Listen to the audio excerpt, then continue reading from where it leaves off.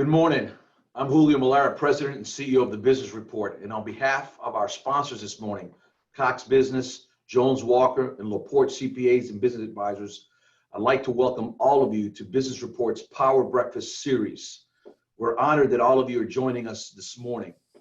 Our original intent was to bring this forum to you live. As we all know, things have changed. And the good news is that we have triple the amount of people registered for this program this morning that we would have live. So thank all of you for joining us this morning.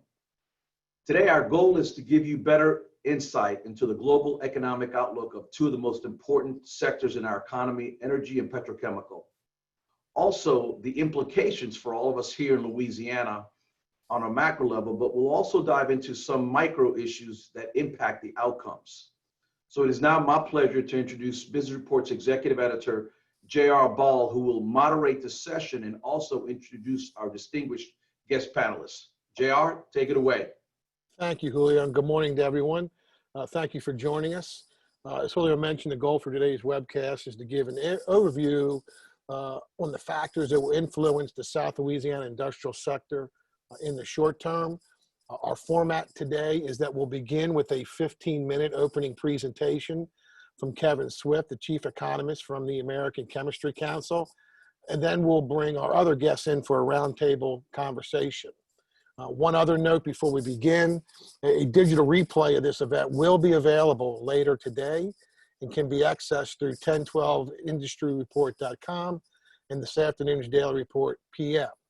That out of the way, we'll now turn to Kevin Swift, who is chief economist at the American Chemistry Council in Virginia, analyzes markets, energy, trade, tax, and innovation.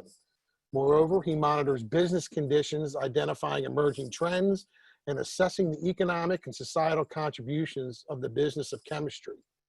Swift, who began his career at Dow Chemical USA, is a member of the National Association for Business Economics, the Society of Business Economics, the Harvard Discussion Group of Industrial Economics, or Economists, and the National Business Economics Issues Council. That's a lot of economics and economists going on in those titles there, Kevin. So with all those fancy titles, you must know something. So thank you, Kevin, for joining us this morning. I turn the digital floor over to you. Okay, thank you, JR. I was so looking forward to getting out and traveling this spring, but things happen. So let's go to the first slide, please. And let's go to the second slide, get over with this. Talk a little bit about, are we competitive? There was some concern about that a month or so ago when the WTI futures dropped below zero. But here's the reasoning why. In this country, we crack ethane, primarily to produce ethylene and the petrochemical derivatives. Most of the rest of the world, except for maybe the Middle East, they crack naphtha, which is a heavier liquid that's derived from oil refining. So the price of naphtha historically is highly correlated with the price of, say, Brent oil. And so, matter of fact, when I teach business economics at a local university, I give them their first exercise in regression analysis. They have to do that. In this country, because we crack ethane, it tends to be correlated not so much with the price of the Henry Hub. So what we do is we look at the relationship of Brent divided by the Henry Hub. And when that relationship is over 7 or 8 or even 10, we're competitive on the Gulf Coast. And as you can see, the early 2000s, there was some question about the competitiveness. I have an article from Business Week saying that the industry was going to move to the Middle East and China. Well, with the advent of shale gas, and it's really improved our competitiveness. And as you can see in the earlier part of this decade, the ratio is quite high. It fostered a significant amount of investment projects. And so let's go to the next slide. It led to investments of, we've been able to track 344 projects that we've been able to track to shale gas competitiveness, energy competitiveness, things such as that. And this just shows the twice a year project count and the total value. The total value is roughly $204 billion. Interesting thing is that 62% of that is FDI. And most of it is petrochemicals, plastic resins, and other petrochemical derivatives, 80%. Louisiana, 87 projects valued at roughly $58 billion, of which about 63%, $37 billion is either completed or under construction. So let's go to the next slide. This wave of investment is really centered in the Gulf Coast. Here's where the projects are, where the shale plays are. And as you can see, there's a cluster along the Mississippi River in Louisiana, what's often referred to, I think, as chemical or petrochemical alley or something like that. Then also into Texas. Another cluster in Appalachia, and a cluster of mostly fertilizer plants in the Midwest. Those are mostly for ammonia and fertilizers. A couple of methanol plants out on the West Coast. So let's go to the next slide. Again, a lot of investment. It's a very exciting time to be in the chemical industry compared to, say, 11, 12 years ago or 15 years ago when capacity was shrinking. We're now in the midst of a roughly 5 or 6 year wave of capacity additions. And this just tracks additions in capacity for basic chemicals, which includes inorganics, petrochemicals, downstream organics, plastic resins, synthetic rubber, and manufactured fibers, which are petrochemical derivatives. So let's go to the next slide. It begins to taper off in 2022. Looking at the short term, day supply of inventories for all these products. It's been trending up since 2009 slightly, but it's still at a relatively low level, around 17 days of supply of finished product at the end of any given month or quarter. And it spiked up in 2018, 2019. We had an inventory adjustment downstream, which filtered back up to our industry. But that spike was alleviated. And it's, again, roughly around 16, 17 days of supply. And it varies from product to product. So let's go to the next slide. And this just shows our outlook for basic chemicals in synthetic materials. Now, our outlook differs quite a bit from what it looked like at the end of December. We were talking about the end of the trade wars, return to normalcy of all this capacity coming on stream, but there would be a fairly good demand. And that changed with the COVID-19. And so we've had a sharp downturn. We see this manifested in the weekly data that we look at. For example, the weekly rail car loadings, those are off roughly 15, 16% compared to a year ago. And, continued to be very soft. So we've had to alter our outlook a couple of times actually since early March. And this is what we're looking at. And, a sharp downturn this year, but a recovery next year. And I'm pleased to say I've listened to some CEOs on earnings calls and on various webinars, and they seem to be saying the same thing, that they see a recovery by the end of the year, a recovery of activity. Maybe not a full recovery where the past peak has been reached, but our assumptions are that we'll begin to see that in late 2021, 2022, new peaks of activity being reached for all these materials. So let's go to the next slide. Exports. Global trade volumes are very soft this year. The World Bank came out with a forecast yesterday showing that They expect world trade volumes to be off by roughly 13% this year with a recovery next year. The IMF and a lot of the economic forecasters are showing the same thing. So that's affecting our exports. Now, very little of that production is exported, but think about it. Ethylene is a large volume petrochemical, bulk petrochemical, olefin.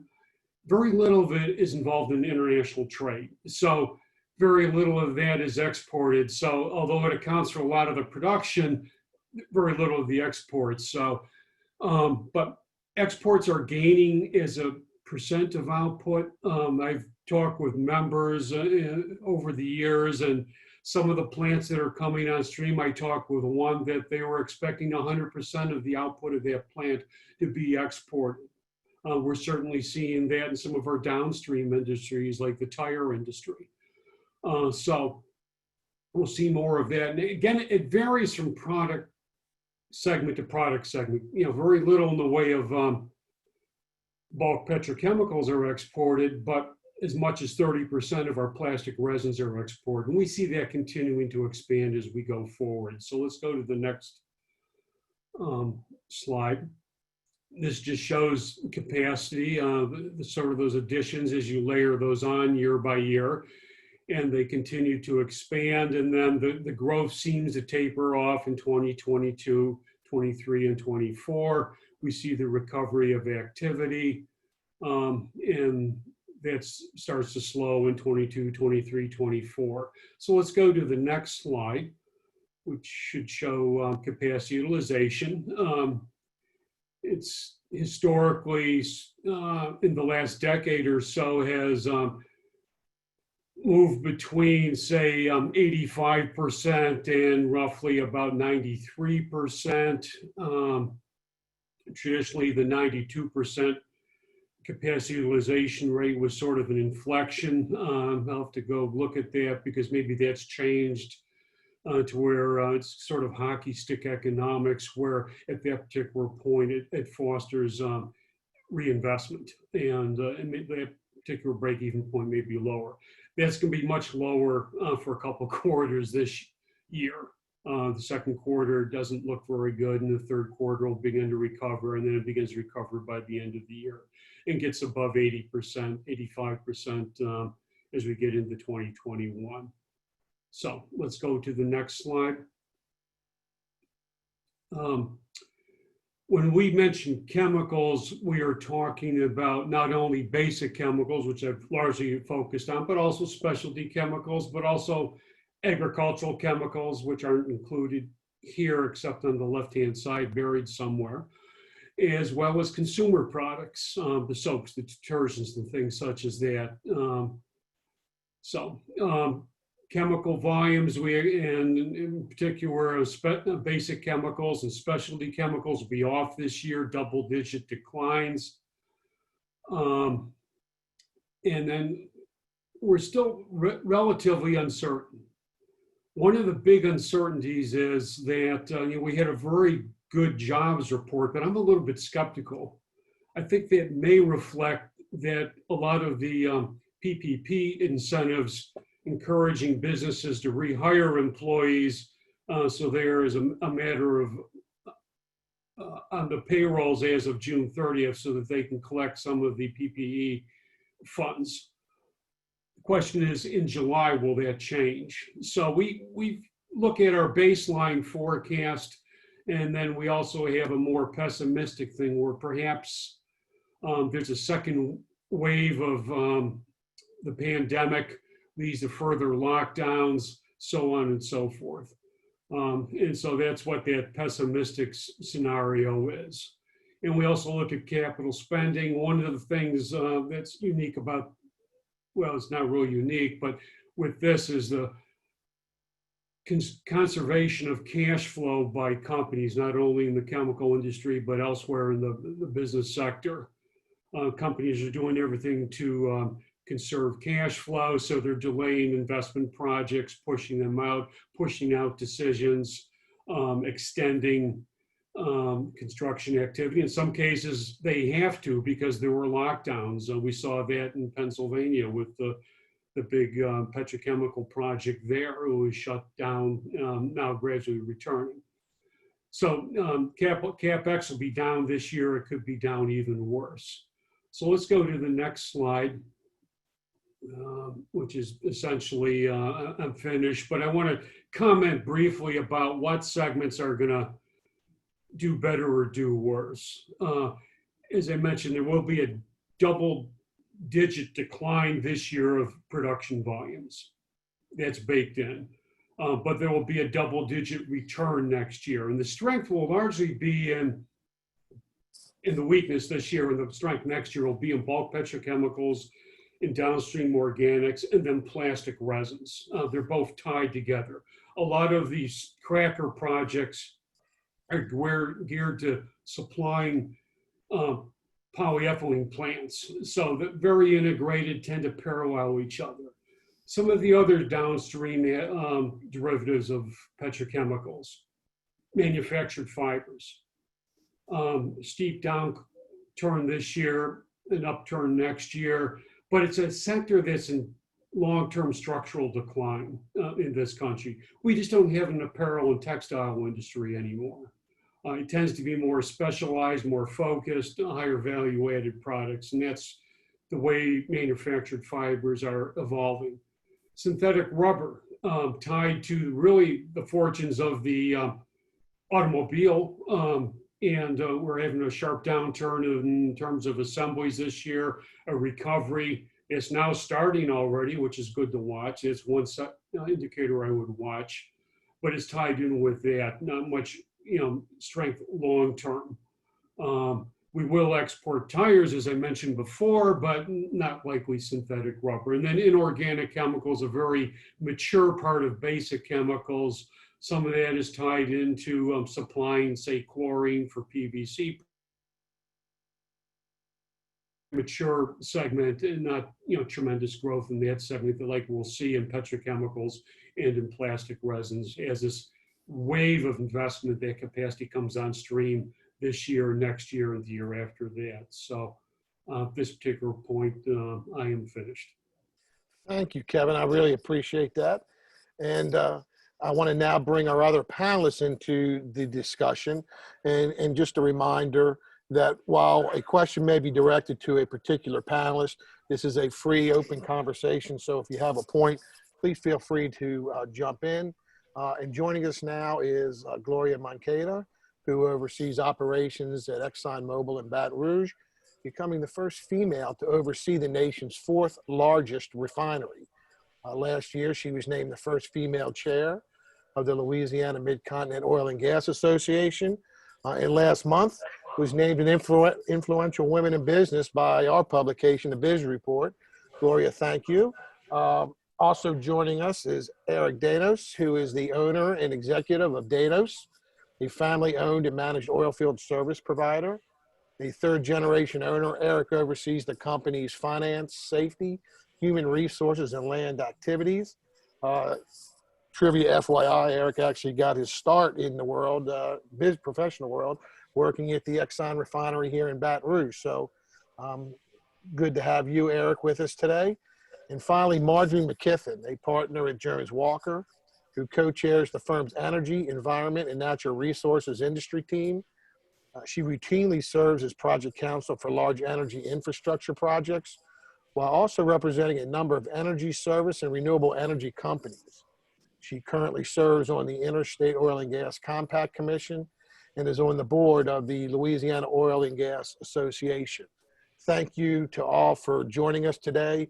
And just to begin, and we'll start with Gloria, after hearing Kevin's Gulf Coast and global outlook, what's your biggest takeaway, or what were the key points that you heard in the presentation? Yeah, very insightful presentation. Thank you, Dr. Swift. I'd say for me, the thing that really stands out is the capital spending. I think we've got to keep a strong eye on that. Frankly, that's going to have a big impact on what those production outlooks are probably going to be in the years ahead, depending on how fast or slow companies react to bring capital back on, but also jobs. Those are thousands of jobs that won't be in place when that capital is not being spent. Marjorie, you have thoughts or takeaways?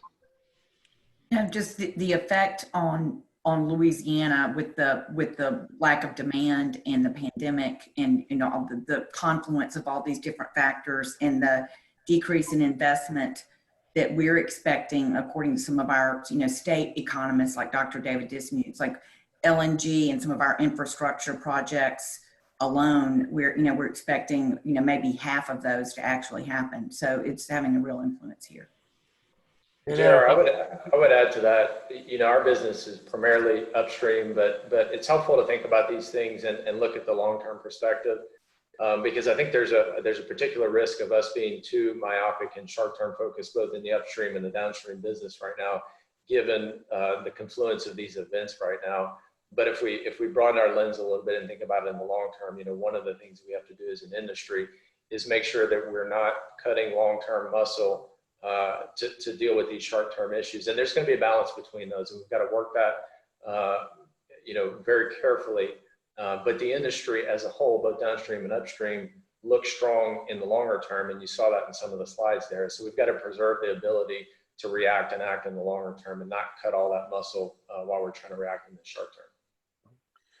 Before we get out to more of a big picture, I did think it would be interesting to sort of reflect that obviously, the 1-2 punch of an international oil price war, the impact of COVID-19 mitigation efforts has had a severe impact on the oil and gas sectors, particularly here in South Louisiana. And so I wanted to sort of get us going by turning to Eric and then Gloria and ask, could you share how your respective companies have been directly impacted by this double whammy? So it's interesting as I think about that question. I think all the superlatives have been used already, but the combined effect, as you indicated, of the price war between OPEC plus, and then you layer on that the COVID demand decline, has really been unprecedented in our industry. And so we've seen volatility, demand decline, supply build, GDP impacts, just lots of effects. The anecdote I'd give you for us is that our business is, we've got a shelf portfolio, we've got a deep water portfolio, we've got a South and West Texas, and a little bit in the Northeast.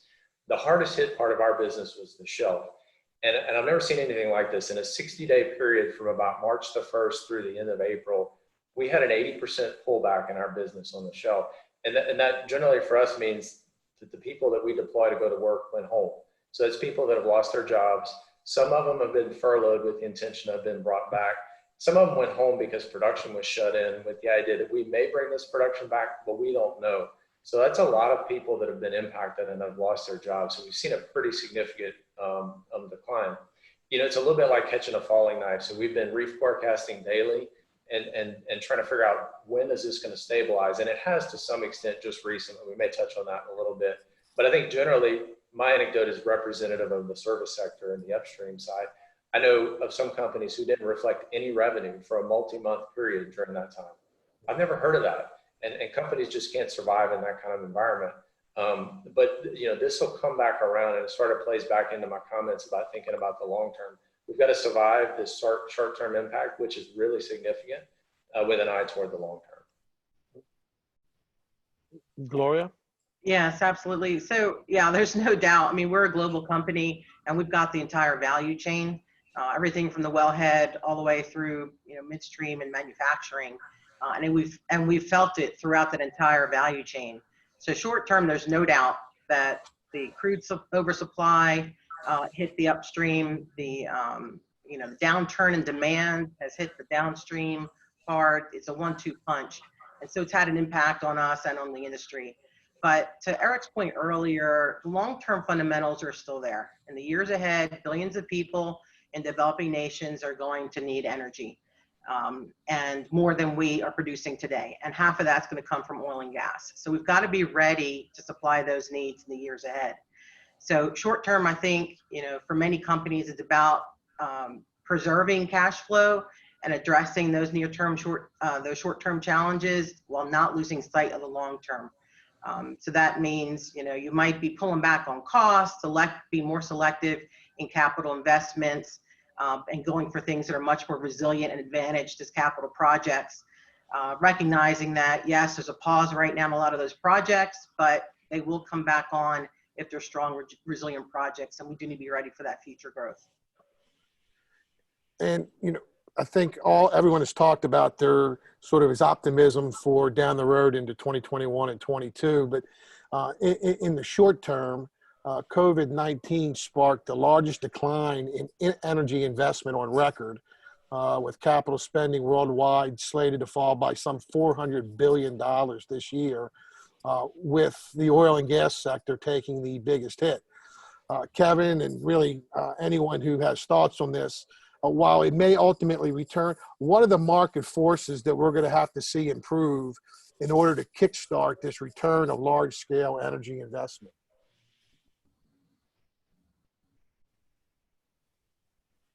I'll start, JR, if you want. So, Okay. I mean, it's pretty simple in one form.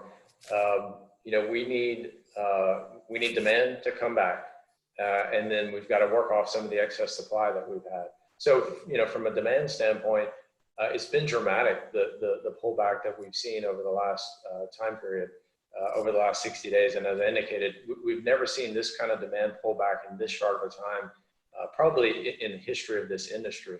So as those fundamentals start to work their way back, you know, we're starting to see some signs of growth. You're starting to see some information come out of China, which is one of the big consumers of energy, that demand is coming back there. You're starting to see some good signs in the US. I was driving back from Missouri and the roads look busy, but Apple mobility data backs that up, that there's been a 34% increase in driving from their baseline. And so you're starting to see that demand come back. I think what's going to take longer is going to be cruises and air travel. That is going to take a long time to come back. But transportation accounts for more than half of the demand of energy in this country.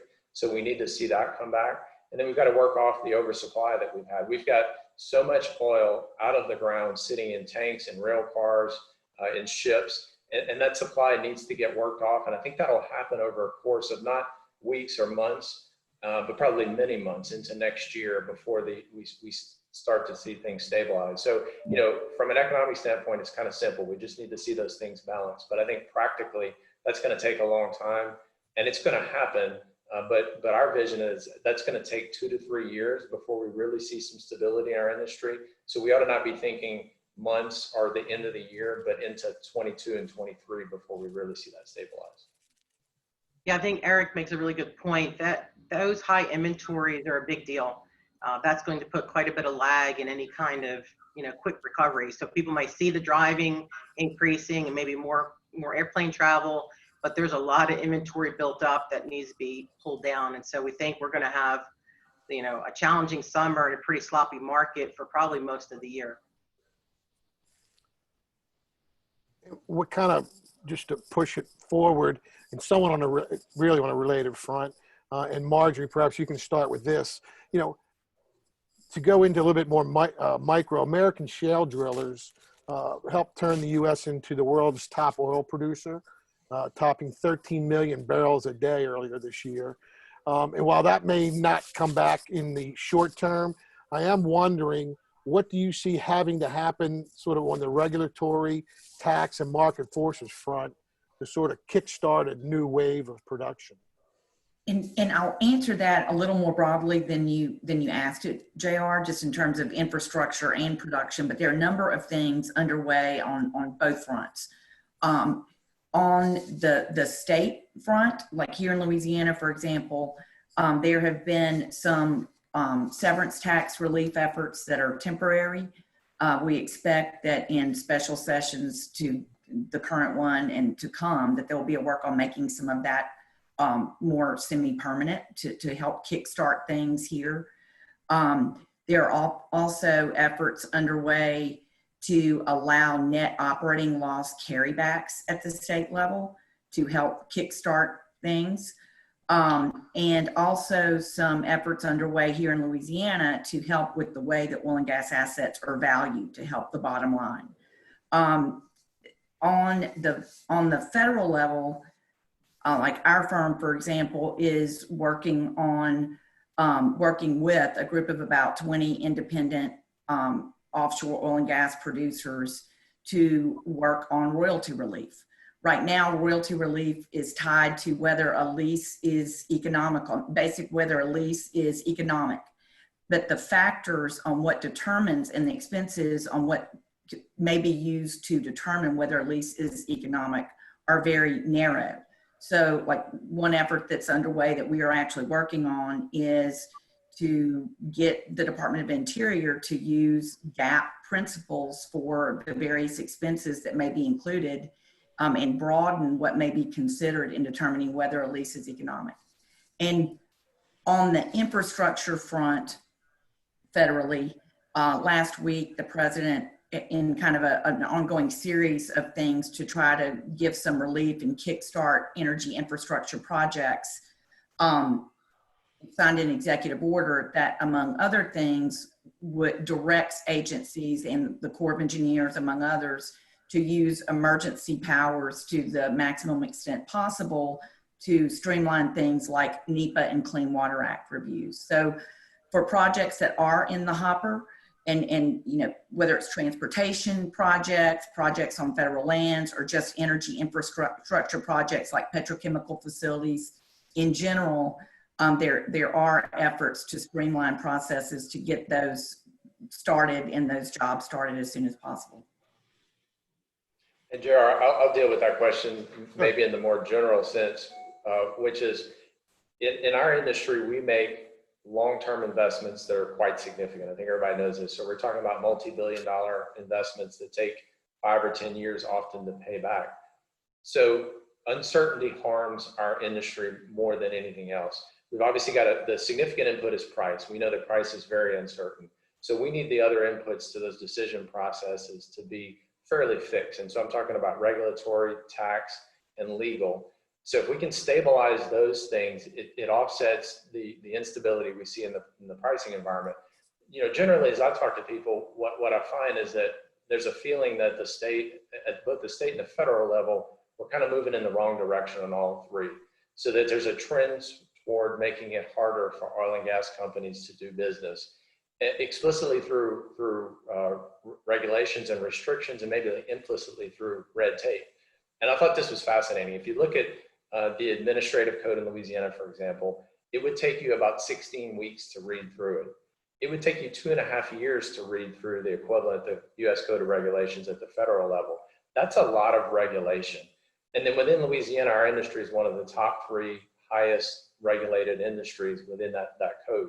So you've got a lot of layers of things going on, but ultimately, I guess my point is, we're not averse to a partnership with our state or at the federal level in thinking about what's smart to regulate our industry. But what we need is some stability to that, and we're not seeing that right now in our industry because things are changing so quickly. Well, if all that were to happen, and again, this is just sort of a quick follow, but do everything you want. As long as oil hovers in the upper $30 to lower $40 price range, are we still going to be somewhat stymied? Ultimately, the price of oil, how much does it have to increase, assuming you get all the regulatory things handled, before you start to see some of the return? And you know, I'll throw that out to anyone. Yeah, I could take a stab at that one as well. It obviously varies by location and by customer, but generally, you know, I think in the mid-40s, people start to invest in growth opportunities. And you can bring that cost down from the mid-40s by reducing taxes, reducing regulation, you know, kind of coming back to that question again. But in today's environment, you know, with the inputs that we know, somewhere around the mid-40s, you start to see investment for growth. And that varies between shelf and deep water and land. But that's probably a good target if you want to use a target number. And Gloria, just a sort of a deeper follow to you, because certainly here in Baton Rouge and really across South Louisiana, probably in your set, one of the more important programs, particularly if you're talking about being competitive with Texas, is the ITEP program. And that has been somewhat controversial ever since Governor John Bel Edwards issued his executive order, which essentially gave local governments a say in the waiving or the exempting of local property tax dollars. There's been some talk of trying to further rein that in, at least to bring some consistency to it. But I'm wondering if you could talk about, A, the importance of ITEP as it relates to what you guys do at ExxonMobil in Baton Rouge, as well as sort of following up on this theme that's developing of, look, give us the regulations you want, just make them consistent and just apply them universally, and then, you know, we'll sort of make do. Yeah, absolutely. Absolutely. Look, anyone that believes ITAP is a non-issue for companies is frankly misinformed. And it's a dangerous assumption, whether you're looking to bring new companies here or expand existing facilities, especially now when companies have announced all these significant cuts in their capital program investments. ExxonMobil, we ourselves have announced a 30% cut in our program, in our capital program. And if you think specifically to us, we've got 3 major large integrated refinery and petrochemical facilities in the Gulf Coast, 2 in Texas and 1 here in Baton Rouge. And when we make a major technology add or expansion, we pick which site is the most advantaged and we build there. We see time and time again that our Texas sites are more advantaged in the Gulf Coast. And that's either a combination of better tax and business environment there, better legal climate, and better infrastructure with crude and product pipelines. So we need to be able to offset those disadvantages and encourage that capital investment to come here and to create jobs here. And just because we already have existing facilities does not mean we will invest here. I've been with the company 28 years, and I've seen in my career where assets have become non-competitive, and we started minimizing investments there and even went so far as divesting or shutting them down. That's not a fate that I want for our world-class Baton Rouge facility, but they can only stay world-class facilities if we keep investing and stay competitive in the market.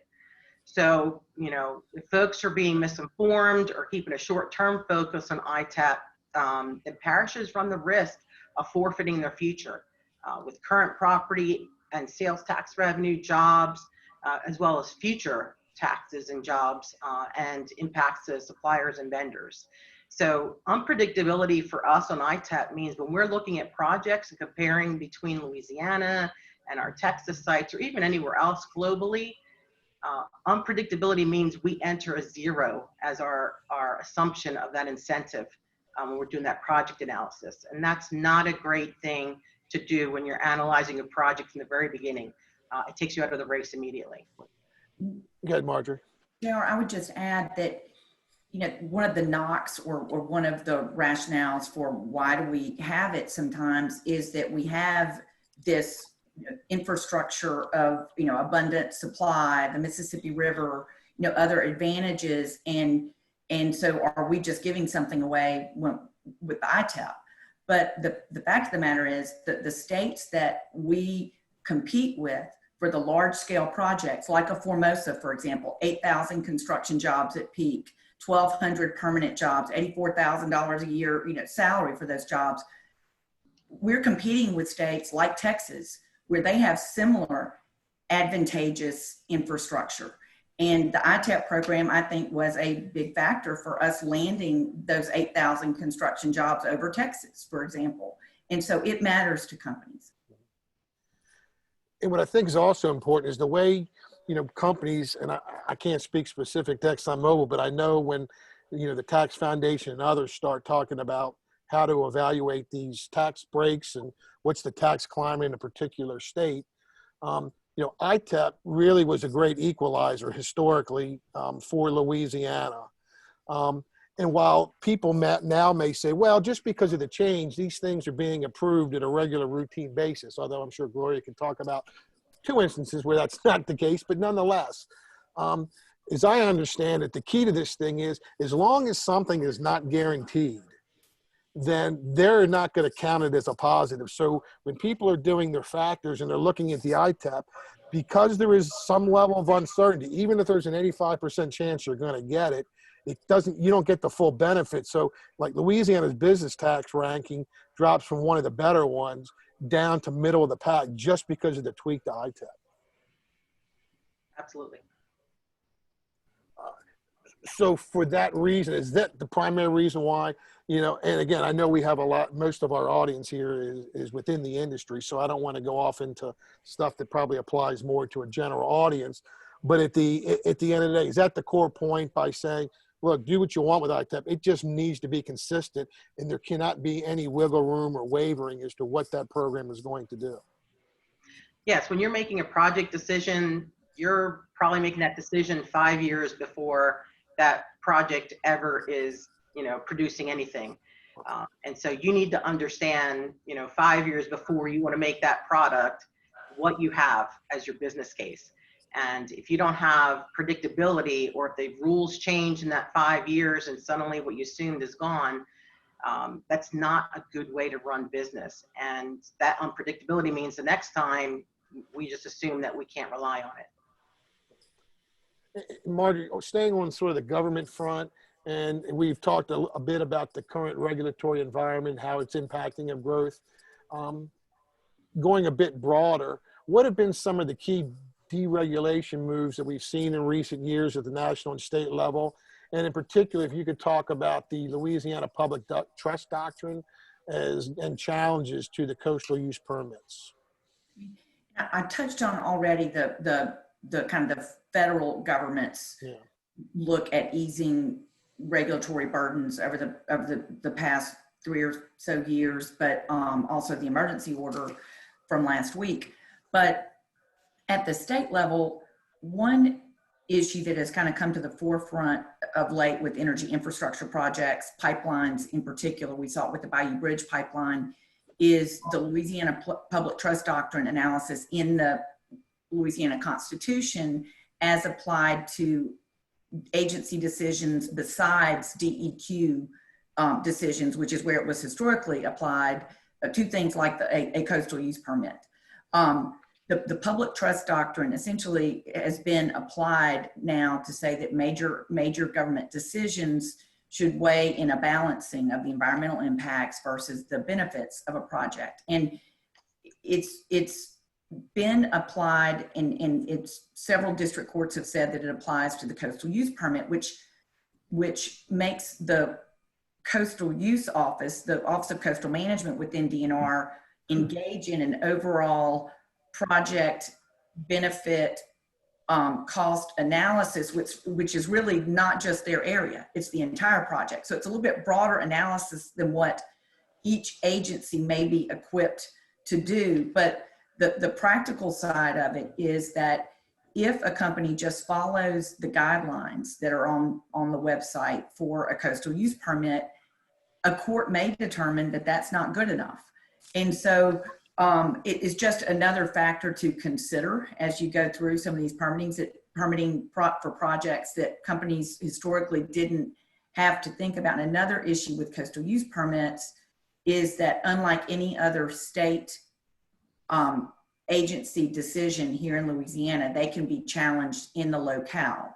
So you're having an application of a broader application of an analysis than what historically people thought was required for a coastal use permit.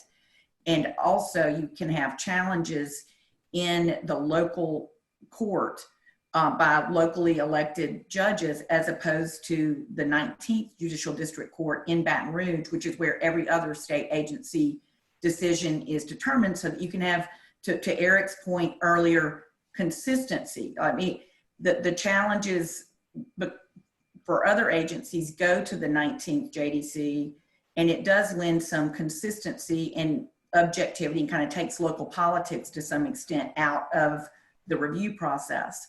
But it's been a kind of another hurdle for infrastructure projects to have to go through maybe a process they didn't expect with the coastal use permit, and then have it challenged in a locale where there's plenty of local politics naturally. So that's one issue that has been the subject of a lot of regulatory challenge lately, and that may be one thing that should be looked at in terms of at least making the venue as much as possible apolitical. JR, if I could, I'd validate that point, because as I talk to my customers, one of the most significant deterrents to continued investment in Louisiana is, for example, the uncertainty around coastal lawsuits. And, if I look at it from their perspective, I'm kind of back to this issue of it's an indefinite liability. So if I apply for a permit with the state, but then I don't know which police jury or parish or or entity I'm going to have to seek approval from or is going to litigate me later, which is what's going on right now. And a perfect example is where I live in Terrebonne Parish.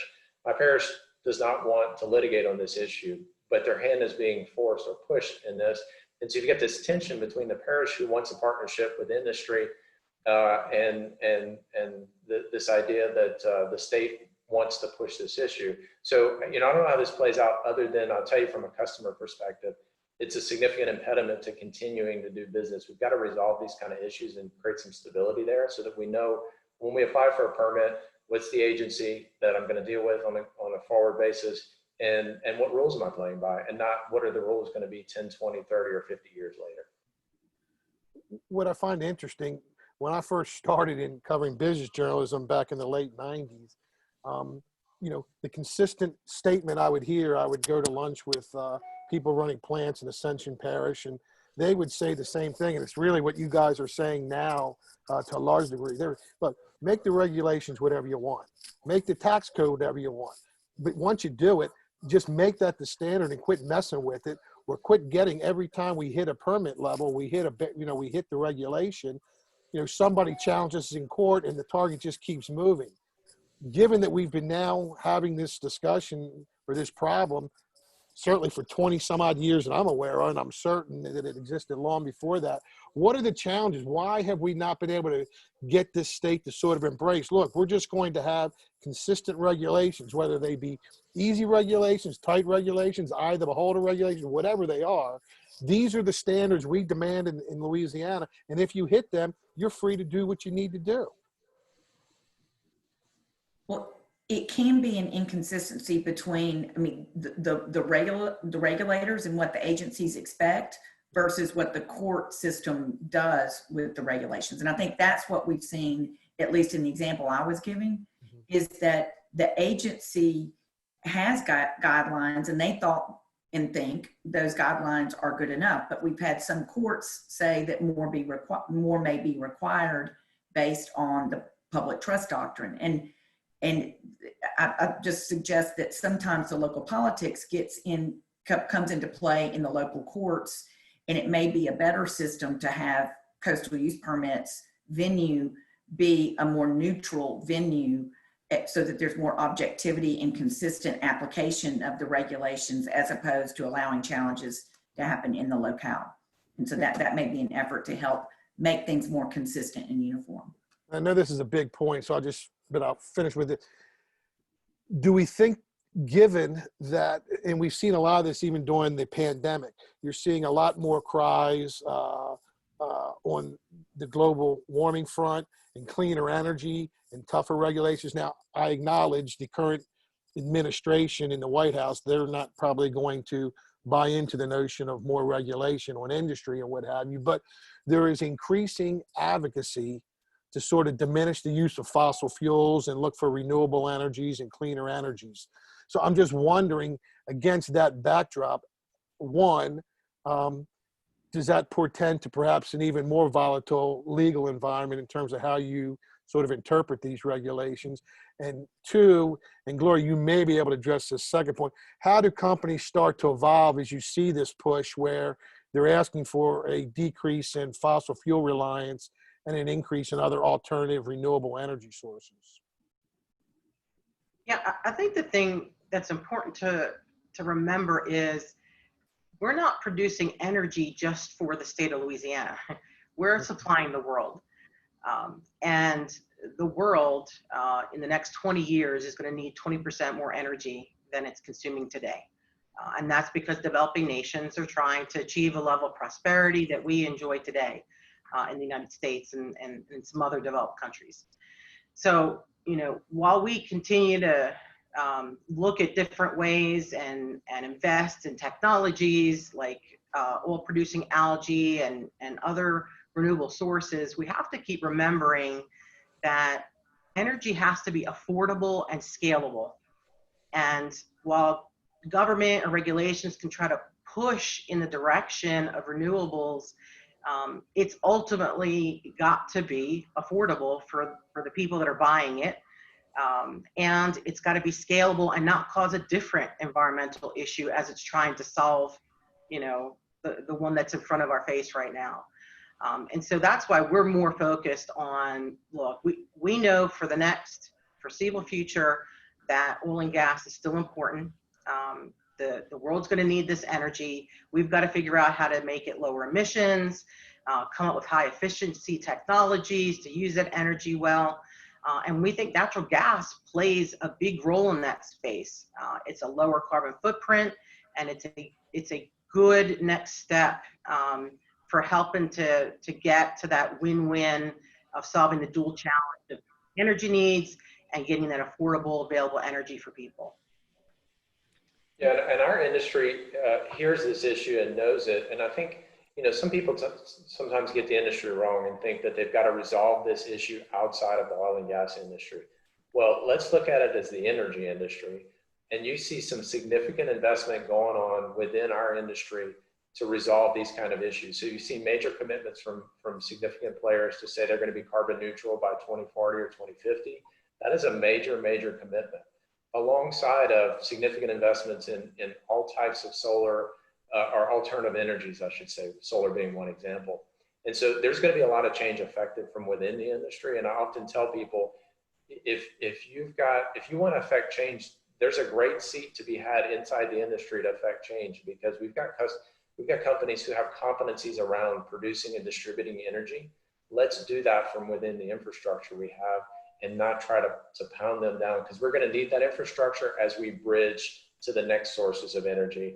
Gloria's company and all others are thinking about, what do we look like in 2050 and beyond? And it's probably different than we look today, but we're still going to be energy companies.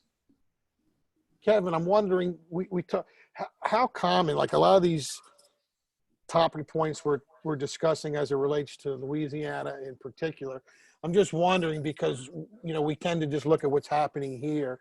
Some of these things you're hearing, how common are these conversations in other parts of the country or the world? We have a fairly extensive state affairs department, and they're common virtually to every state. Excuse me. Louisiana, Texas, pretty much every other state that the chemical industry operates.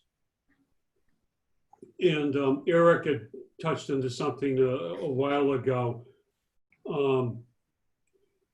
Yeah, uncertainty is sort of like, to me, well, uncertainty is the kind of the cold, wet blanket for investment. And decision makers, they can deal with risk, but the uncertainty that arises in terms of a regulatory regime and the license to operate, it fosters incredible uncertainty and can really affect capital spending and such, and long-term economic growth.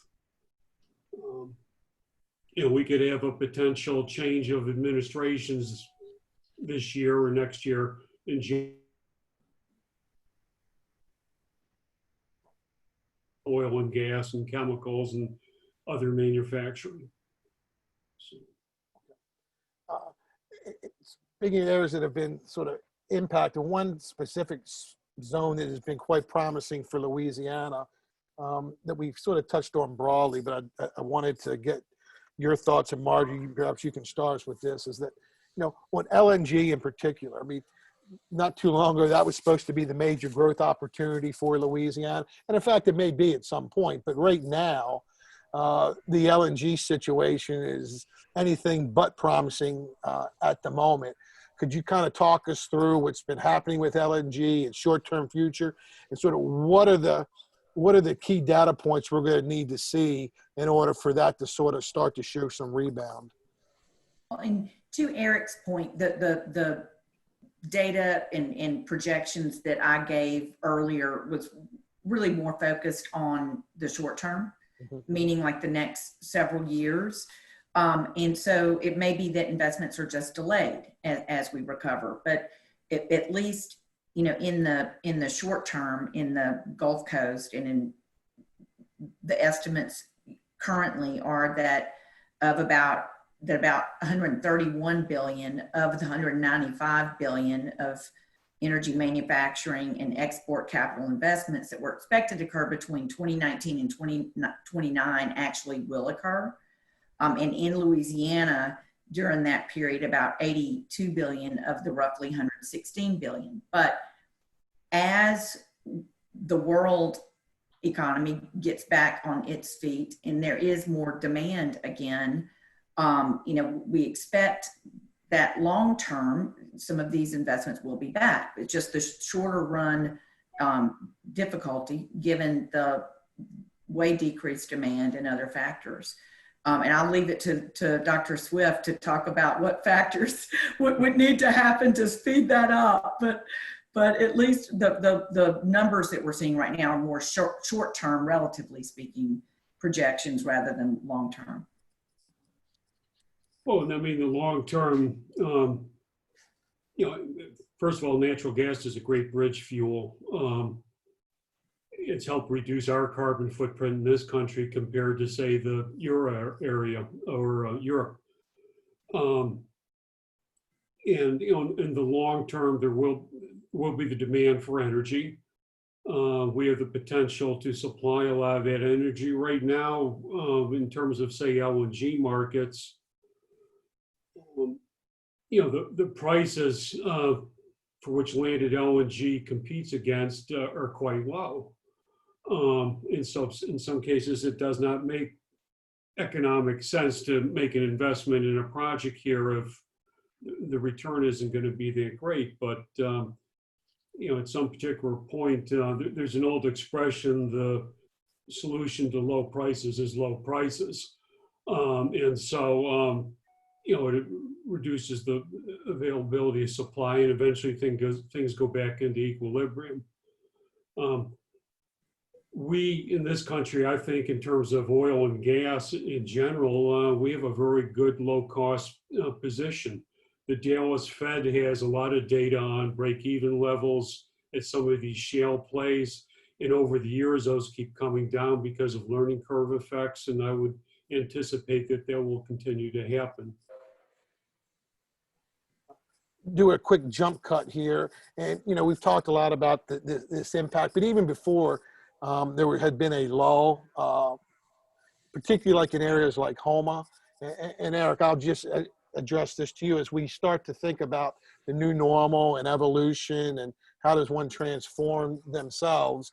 Like in the Homa, some of those folks are embracing the new reality of either shifting to brown water work, moving to inland shale plays, or trying to diversify. Now, some of that may be stymied by, some of these short-term impacts. But what I'm interested in is, your response to what's been happening perhaps over, more than just the immediate short term, has been to go into acquisition mode, which has caused your employment numbers to go up. Again, some of this may have been impacted by events over the last 2 or 3 months, but at one point, revenues for you all were 100% in the Gulf of Mexico operations.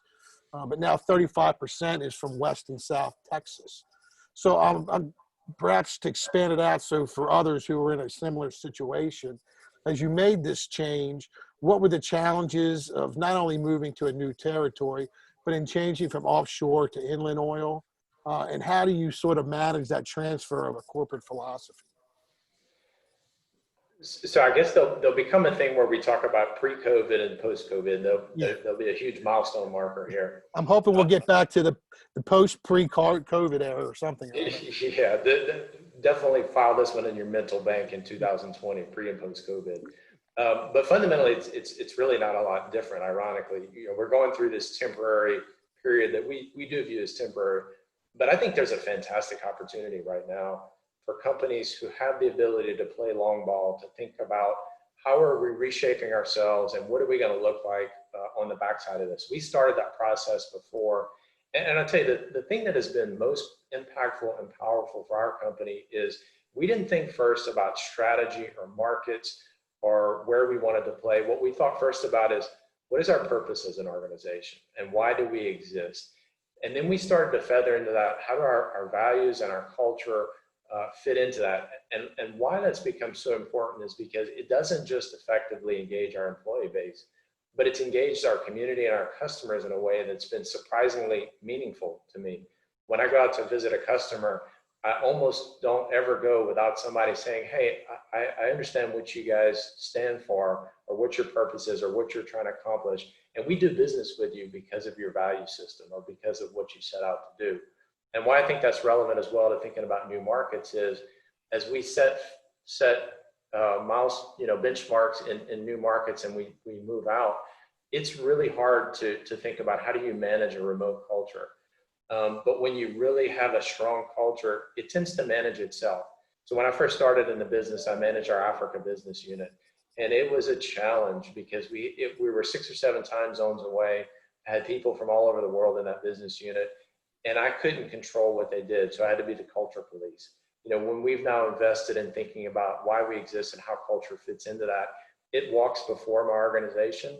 So it creates really a sense of purpose for the people that work for me, but it also pulls customers in. So as we're thinking about these new markets, that's what we're doing. We're looking for customers who share our purpose and our value system.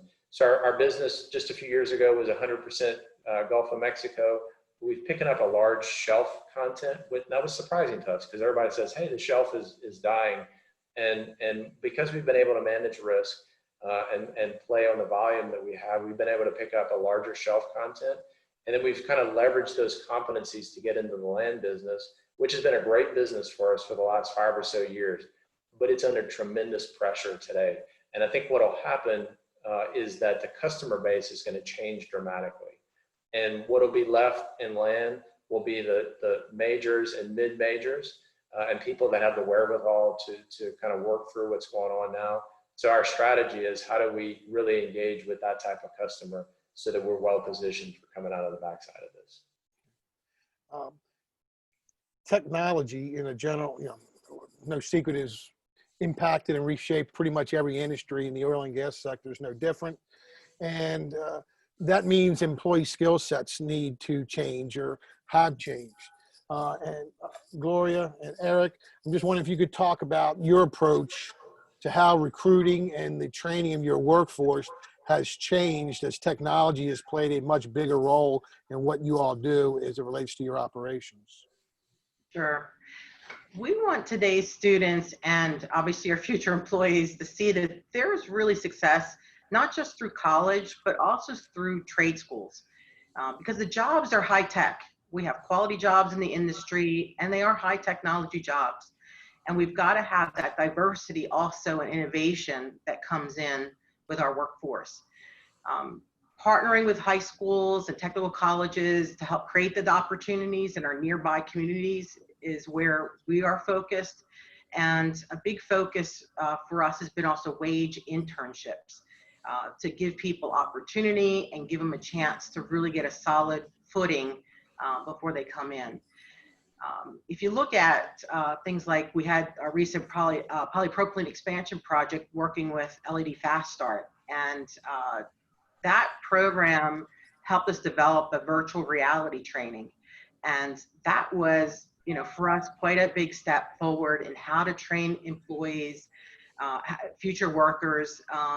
And it also led to other things, right? It led us to hiring local startup digital firms in the Louisiana Technology Park. It led to the first ever TechNext conference to bring industry and local tech firms together. And we continued it by investing funds into virtual reality training at BRCC. And that helps make sure that their students are ready for current and future industry needs. We pulled off a recent major maintenance here at the site that was very high tech. We were using drones for inspection, which made for more efficient and safe access to the equipment. There was all kinds of tracking technology, gas monitoring, remote, tools that we were using. And we need to have the skill sets in our employees that help keep up with and lead in those new technology areas. That really is the future of the business. So I'd like to build on that a little bit, because the example is pretty similar for us. And I wish I could show you the office that I'm sitting in today, not this part of the office, but in general. We built this office just a few years ago, and we designed this flow process where people would come into the door and they would get hired, and then they would get processed, and they go through training. We've got all this space that doesn't get used anymore. because no one is hired in person. We hire everybody virtually. And that's been a great opportunity because there's no restrictions on home location anymore, especially in our industry where people travel offshore for an extended period of time and then they go home. They can go home to anywhere in the country, frankly, anywhere in the world. But the most significant change in this space has been how we train and assess competency, meaning do workers know what they're supposed to know to be able to do the job that they do? And so what we did was we funded the startup of a company called ICANN, where, like Gloria said, we're applying virtual reality and augmented reality solutions to engaging workers. And our experience has been really, really positive. So not only is the outcome less expensive, less timely, but it's been more effective. So we're getting a more effective training solution at a lower cost, like 40% lower is what our numbers are. But then the next evolution of what we're looking at is now we've got this really interesting data set. And so we're trying to figure out how do we use that to be even smarter about engaging and deploying people. So the data is on our personnel, it's on the industry, it's on our customers' personnel. So we are learning how people learn through technology, and it allows us to bring in better people and to engage them more effectively. And it's a tremendous opportunity for us to increase diversity in our industry because we no longer have to depend on, hey, that person looks like the last person I hired, but we can look at their underlying skills and competencies and very effectively and very quickly determine they're going to be successful. So now it's our job to make sure that they're successful because we know they have the capabilities. So technology has been a wonderful change and tool. It will definitely impact our business, but it will create tremendous opportunities. And while there's more remote workforce opportunities, as you talked about, Eric, for others, you got to get them into Louisiana, or you got to get them to live in Baton Rouge or Lake Charles or home, whatever. Just the job requires there to be a physical presence. And so, Gloria, I was wondering if you might address some of the quality of life issues that you all encounter or that all of industry encounters in the ability to attract qualified and diverse talent and bring their families to Louisiana to work. Absolutely. As a global company, we hire from everywhere. Look, my first job was here with ExxonMobil in Baton Rouge, and I loved it. I loved the diverse, rich culture. Lived here a few years, got to do other opportunities, and I came back 2 years ago, and I was very happy to come back because of that same diverse, rich culture. But I came back this time as a mom, as a parent, to kids that were school age. And a big hurdle that's called out by employees when we want to relocate them here is the quality of education. But that's a place where also business has to lean in, right? In advocating and investing in programs to help bring more options to Baton Rouge, but also working with the school system leadership to make strategic improvements, right? To get learning up and get teachers supported. And a second big hurdle, I'd say, to be perfectly honest, is our minority employees sometimes express apprehension coming to Baton Rouge. There was a recent BRAC study that benchmarked the capital region against about 40 peer metropolitan areas. And the results are pretty sobering. If you look at the broad set of indicators that they were measuring, that was looking at the relative strength for economic inclusion, and it broke it out by race, poverty rate, household income, educational attainment, workers in management positions. In all those metrics, Baton Rouge performed pretty much at the bottom half of every list. So we've got to continue working on embracing inclusion and diversity, keeping that positive movement going in our community, but also leading by example in our businesses. So to us, those are the two big hurdles that we hear from people in bringing diverse and high quality talent to Louisiana. JR, to Gloria's point earlier and about the training, there's been a real effort, I think, by the state partnering with companies as possible and encourage companies like Formosa, for example, will be forming a FG Workforce Academy, partnering with community colleges to train the local workforce and try to, on technology, everything. And I think the state has done a good job of partnering with companies that it attracts here to encourage that. And so I've heard some of the same issues with people locating here, Gloria, that you brought up about educational issues. But I think to the extent we can, you know, being a lifelong Louisianian, this is close to my heart, but train our local workforce as much as possible and use the people that we have and make our workforce just better by training local. As we wrap up, Kevin, I've just started. Is there any sort of final big takeaway thought? Like, you know, what's the sort of the big thing? Anybody who's been listening to this, what's the one thought they really sort of need to remember as we start thinking about the future of the oil and gas sector going forward? Well, I won't comment that much on the oil and gas sector. Well, just the energy, maybe. But yeah, focus on the long term. Not only with energy, but we have increasing wealth across the world.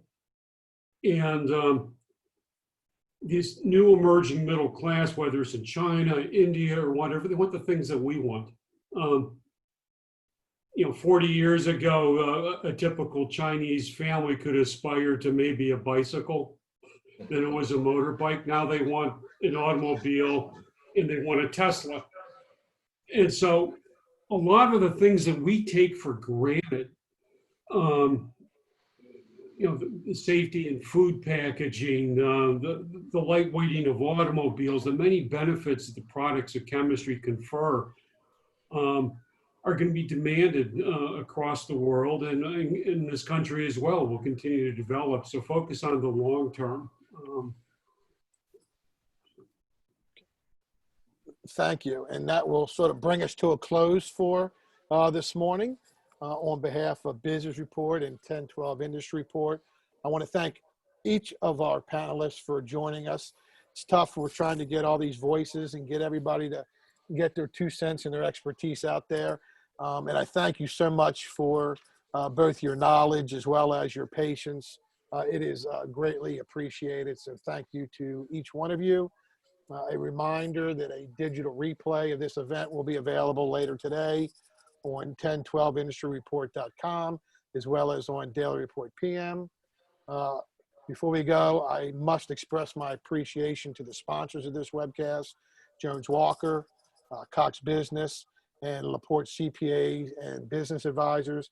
And of course, thank you to those of you in the audience who gave us some of your time this morning to listen to these wonderful insights from our panelists. So to our panelists, to our audience, thank you so very, very much, and hope each one of you has a great day. Much appreciation. Thank you.